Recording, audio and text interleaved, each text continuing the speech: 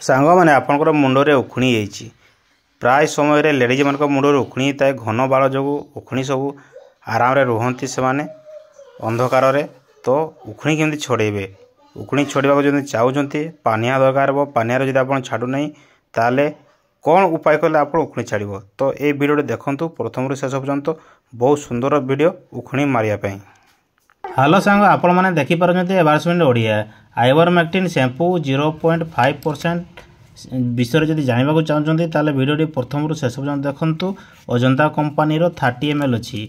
केमी यूज करेंगे कौन पर यूज करेंगे 130 टंका अच्छी आपण मैंने यूज करने चाहते ताले प्रथम लाइक कर दिंतु। ये हूँ उखुणी जदि आपण मानकर मुंडरे उखुणी हो कि निख हो ताले आपण मैंने यहाँ व्यवहार करेंगे केमती व्यवहार करेंगे आपड़ जो गाधोवा जाऊँच तार अध घंटा पूर्व आपण मैंने यही लिक्विड को शैम्पू यही शैम्पू को यूज करूँ जमती आप शैम्पू हेड शोल्डर यूज कर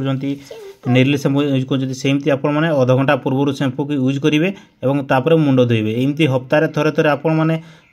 यूज करूँ आपंकर जिते उखुणी थी मुंडे ता शेष हो आपंक पूरा हल्का हो मुंड।